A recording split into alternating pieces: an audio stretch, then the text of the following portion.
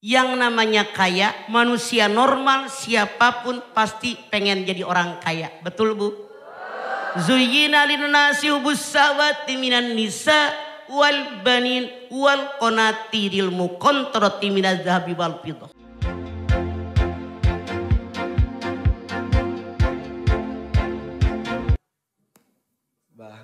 Mangga. Mau di mana?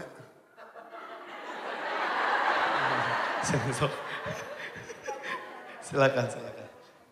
Assalamualaikum warahmatullahi wabarakatuh. Waalaikumsalam warahmatullahi wabarakatuh. Iya silakan Adek. Tanya mamah yuk. Ayo.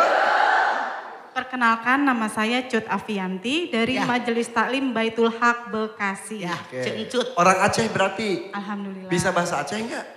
Hana peng hana ino. Alhamdulillah. Coba sapa teman-teman Aceh lagi nonton mungkin coba. Assalamualaikum keluarga Aceh di Bekasi. Pakai bahasa Aceh. Pakai bahasa Aceh. Puhaba. Habaget. Gitu jawabnya mah. Habatut. Coba. Wah, kita jauh habatut ya. Oke. Habaget. Hah? Habaget. Oh, habaget. Puhaba. Habaget. Alhamdulillah. Habaget. Puhaba. Iya. Habaget. Ya. Silakan. Mah, tanya nih. Iya. Alhamdulillah dari segi ekonomi orang kaya selalu menjadi pemimpin. Namun dari segi pendidikan orang miskin mempunyai ide kreatif yang unggul. Nah, Mah bagaimana tips agar orang miskin bisa bangkit dan semangat dari perekonomiannya menjadi orang kaya? Begitu Mah.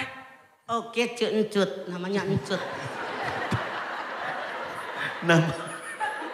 Namanya Encut. Cut Afianti. Yeah. Panggilannya bukan Encut atuh.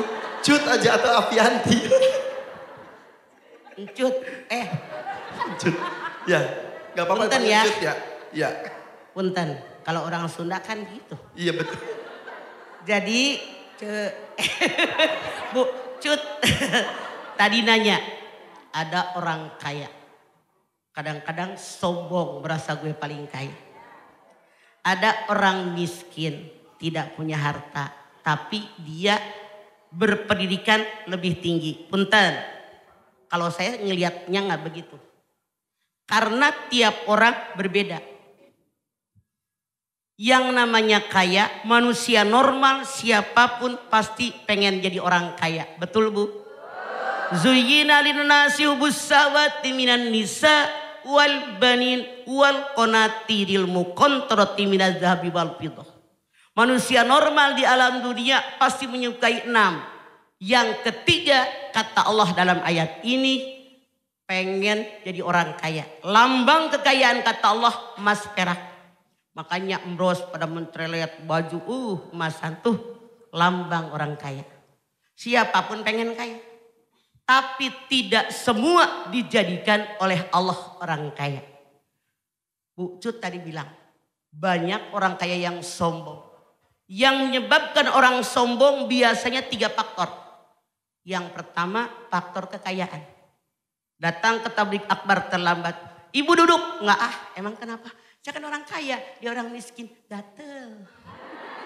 Ada yang begitu? 1, 2. Siapa yang sombong? Tidak semua. Ada orang yang sombong gara-gara pangkat dan jabatan. Banyak yang sebetulnya si suaminya punya pangkat baik, istrinya yang belagu. Ada juga yang belagu, suaminya ada macam-macam. Yang ketiga ada orang yang sombong dengan ilmu. Menganggap orang lain rendah semua, bodoh semua. 3 faktor ini Bu Cut yang menyebabkan orang sombong. Jadi ada orang kaya yang sombong, ada orang kaya yang tidak sombong. Banyak orang miskin yang berpendidikan, banyak juga yang tidak sempat sekolah. Kenapa? Nggak ada biaya. Jadi macam-macam. Bagaimana menyikapinya? Kalau ada orang sombong karena harta kekayaan, artinya dia lupa diri. Dia lupa waktu lahir nggak bawa apa-apa, sekarang skalanya banyak, mati nggak bawa apa-apa. Nah, jadi orang kaya jangan dibanggakan, jangan disombongkan. Kekayaan hakikatnya milik Allah. Mana yang milik kita? Harta yang disedekahkan karena Allah, itu yang milik kita. Kalau kita punten ditakdirkan jadi orang tidak punya, jangan berkecil hati. Kebahagiaan bukan karena pangkat kok. Kebahagiaan bukan karena kekayaan, karena rasa syukur. Mensyukuri nikmat Allah. Berusaha sedemikian rupa, kuliah biar maju, biar anak kita lebih hebat dari diri kita. Nah, jadi tidak sedikit orang kaya sombong. Karena mereka sudah merasa kaya, tidak mau sekolah, tidak mau kuliah. Apaan bapak saya orang kaya? Hartanya 7 turunan, nggak akan habis. Ternyata dia turunan yang ke-8, hartanya habis. Ada orang miskin yang pengen maju biar lebih baik daripada orang tuanya. Tapi ada orang miskin yang santai, yang tidak tahu diri. Ada orang miskin juga yang benar-benar karena kondisi ekonomi dia tidak bisa sekolah. Tapi maaf semuanya.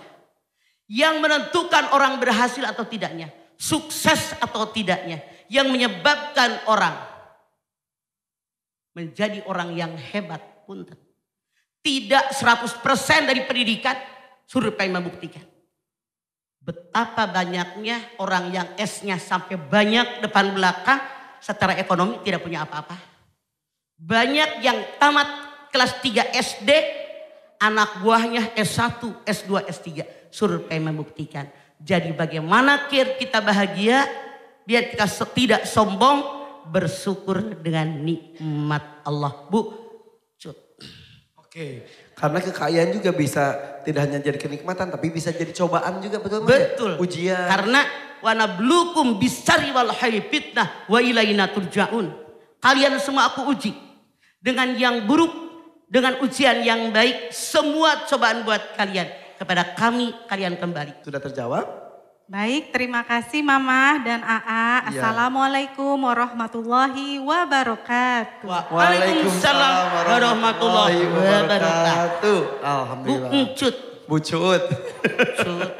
Tapi memang kita tuh kan gak bisa memilih ya, kita dilahirkan dari keluarga seperti apa. Betul. Oke, kalau gitu kita akan bahas tentang ini lebih dalam lagi sesaat lagi ya. Jangan kemana-mana, tetap di sini di Siraman Kolbu bersama Mama Dede. Tanya Mama yuk, ayo. Ya pemirsa, masih bersama kami di sini di Siraman Kolbu bersama Mamah Dede. Tanya Mamah yuk, ayo. Ya, dan kami masih menyiarkan dari Masjid Baitul Haq Puri Gading Bekasi. Doakan kami mudah-mudahan punya kesempatan dan kesehatan untuk keliling Indonesia ya, ya. Insya Allah, dari amin. Satu masjid ke masjid yang lainnya. Ya. Insya Allah. Ibu boleh gak saya pantun? Boleh. Pagi-pagi makan pakai kulit ikan. Pulangnya melihat kancil. Kenapa keadilan susah didapatkan? Apakah karena kita hanya kaum kecil? Enggak cakep. Itu penghinaan. Mah, tema kita hari ini, wahai kau orang kaya, jangan kau injak-injak kaum kecil. Silakan Mama.